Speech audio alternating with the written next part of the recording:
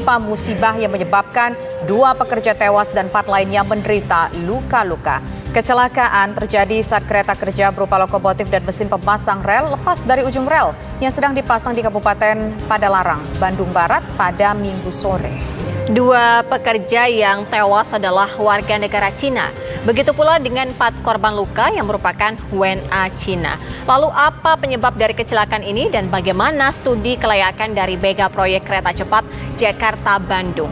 Kami akan membahasnya di Kabar Petang bersama saya, Sira Safira dan Tisa Noveni. Pengadilan Negeri Jakarta Selatan kembali menggelar sidang lanjutan kasus pembunuhan berencana terhadap Brigadir Yosua Huta Barat. Hari ini ahli digital forensik dihadirkan untuk memutar ulang CCTV di Rubah Saguling. Para terdakwa mengomentari rekaman CCTV yang diputar di persidangan. Ferdi Sambo meminta agar jaksa bisa membuktikan keterlibatan seluruh terdakwa dalam kasus pembunuhan Brigadir Joshua. Pemirsa, kuasa hukum Ferdi Sambo dan Putri Chandrawati, Febri Diansyah menilai hasil rekaman CCTV menunjukkan adanya celah dalam keterangan Baradae. Dia menilai rekaman CCTV ini menunjukkan bahwa kredibilitas dari kesaksian Barada Eliezer patut dipertanyakan. Untuk mengetahui informasi terbaru dari persidangan kasus pembunuhan Brigadir Yosua, kita langsung menuju ke rekan kami. Pemirsa, Laksamana TNI Yudo Margono menjalani upacara serah terima jabatan Sertijab Panglima TNI Selasa pagi tadi di Markas Besar TNI Cilangkap, Jakarta.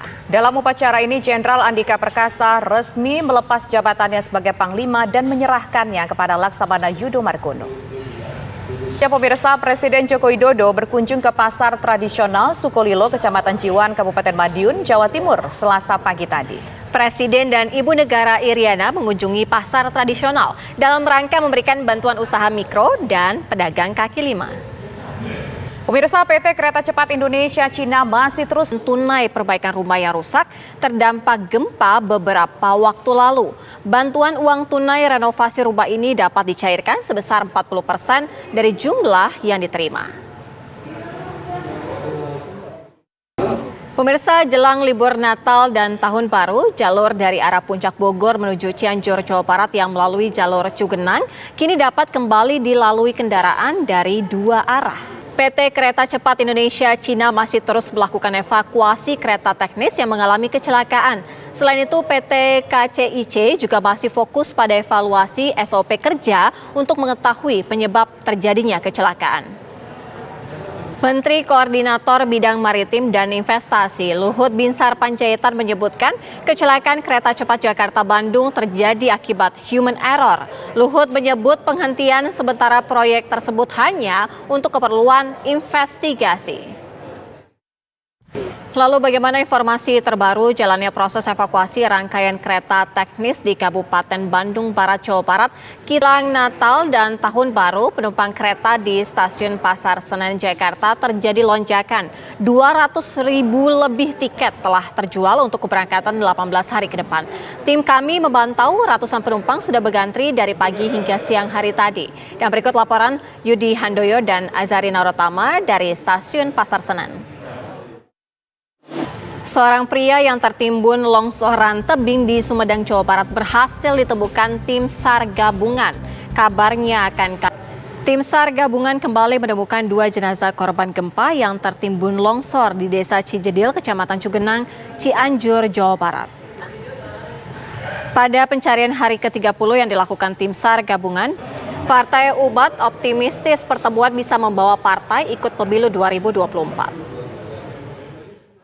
Lantas bagaimana hasil mediasi antara Partai Umat dengan KPU hari ini? Kita tanyakan langsung kepada Yasin Idris. Ahli digital forensik dihadirkan dalam sidang lanjutan kasus pembunuhan Brigadir Yosua Huta Barat di Pengadilan Negeri Jakarta. Hakim Pengadilan Negeri Jakarta Selatan mempertanyakan hasil rekaman CCTV di rumah Sambo yang diperiksa oleh ahli digital forensik dalam kasus pembunuhan Brigadir Yosua Huta Barat. Ahli Heri Prianto mengatakan ada 53 rekaman CCTV di rumah Saguling yang ia dapatkan dalam bentuk flash disk dari penyidik Polda Metro Jaya, namun 3 cuplikan yang isinya krusial.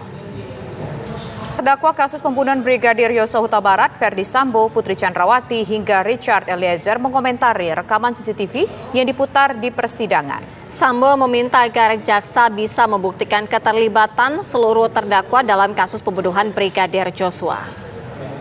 Kecelakaan kereta teknis di proyek kereta cepat Jakarta-Bandung terjadi akibat human error. Luhut menyebut penghentian sementara proyek tersebut hanya untuk keperluan investigasi dan tidak berpengaruh terhadap penyelesaian proyek tersebut. Untuk memperbarui informasi pemirsa dari proses evakuasi kereta teknis KCIC yang mengalami kecelakaan. Pemirsa, Jenderal Andika Perkasa resmi menyerahkan jabatan Panglima TNI kepada Laksamana Yudo Margono. Panglima TNI Laksamana Yudo Margono menyebut akan melanjutkan program-program kerja yang ada pada masa kepemimpinan Jenderal Andika. 2 orang meninggal dunia dalam kecelakaan kereta api teknis di proyek kereta api cepat yang terjadi hari Minggu lalu. Saat ini investigasi terhadap penyebab kecelakaan tengah berlangsung. PT Kereta Cepat Indonesia Cina atau KCIC menyatakan pihaknya akan berkoordinasi dengan sejumlah pihak dan melakukan evaluasi.